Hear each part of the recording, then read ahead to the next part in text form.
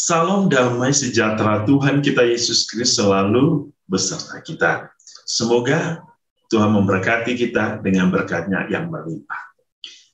Saudara-saudari, hari ini dalam renungan harian Santapan Jiwaku, kita akan disuguhkan oleh firman Tuhan yang dapat kita dengar, dapat kita baca dan akan kita renungkan melalui Injil Yohanes bab 13 ayat 16 sampai 20.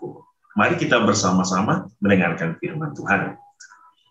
Inilah Injil suci menurut Yohanes. Yesus berkata, "Sesungguhnya seorang hamba tidaklah lebih tinggi daripada tuannya, ataupun seorang utusan daripada dia yang mengutusnya. Jikalau kamu tahu semua ini, maka berbahagialah kamu jika kamu melakukannya. Bukan tentang kamu semua aku berkata, aku tahu siapa yang telah kupilih, tetapi haruslah genap nas ini. Orang yang makan rotiku telah mengangkat tumitnya terhadap aku. Aku mengatakannya kepadamu sekarang juga sebelum hal itu terjadi, supaya jika hal itu terjadi, kamu percaya bahwa akulah dia.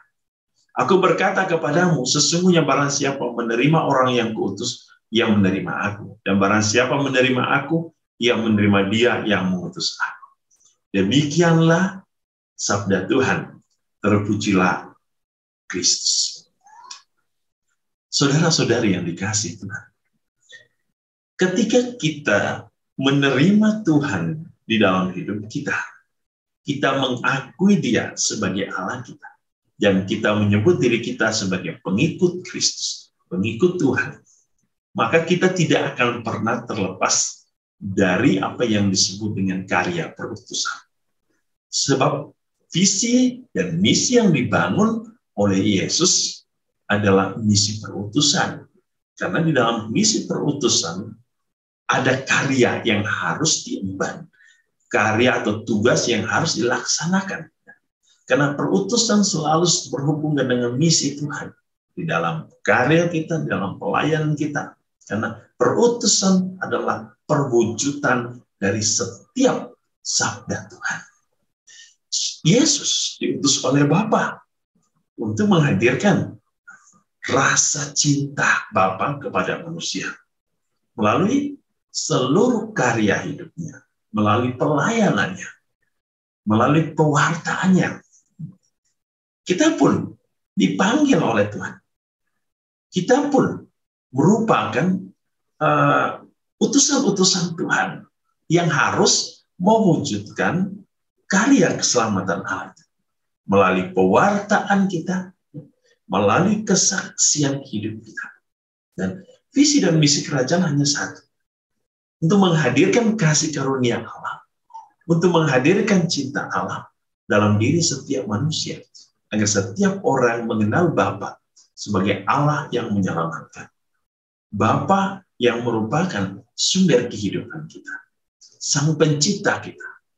Saudara-saudari, Yesus memanggil kita bahwa setiap orang yang ingin menjadi bagian dari kehidupan Allah, maka ia harus percaya akan karya Bapa dalam diri anak, dalam diri putra yang sudah dilakukan oleh Yesus sendiri. Percaya agar kita mampu melihat kebahagiaan yang sedang bekerja dalam hidup kita. Dan sesungguhnya kebahagiaan itu sudah kita lihat ketika kita memahami bagaimana misteri cinta Allah, ketika Ia menyembuhkan, ketika Ia membuat banyak mujizat, dan ketika Ia memberikan kita kehidupan yang kekal melalui penebusannya di kayu salib. Oleh karena itu, Yesus hari ini memanggil kita untuk tidak meninggalkan Dia, untuk tidak melupakan Dia, untuk tidak mengkhianati Dia. Sebab Ia memberikan kita suatu jaminan bahwa sesungguhnya barang siapa yang menerima orang yang kuutus, ia menerima aku, dan barang siapa menerima aku, ia menerima dia yang mengutus aku. Dan bahkan ia berjanji, barang siapa yang menerima aku, ia menerima Bapa. Dan barang siapa yang menerima Bapa, menerima aku, ia memperoleh hidup yang kekal. Ini sangat menakjubkan.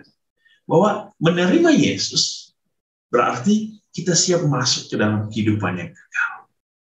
Dan tentu penerimaan Yesus harus diwujudkan di dalam kesaksian hidup kita. Kita adalah pelaku firman dari setiap ungkapan cinta Tuhan yang telah disabdakan, difirmankan oleh Tuhan Yesus sendiri dalam hidup kita. Mari kita membangun kehidupan iman kita untuk terus mewartakan kabar sukacita Allah, untuk memberikan kesaksian tentang kebaikan, cinta, dan kasih Allah dalam hidup kita. Tuhan Yesus memberkati kita hari ini dan menguduskan seluruh karya pelayanan kita dengan berkat-Nya yang berlimpah. Dalam nama Bapa dan Putra dan Roh Kudus. Amin.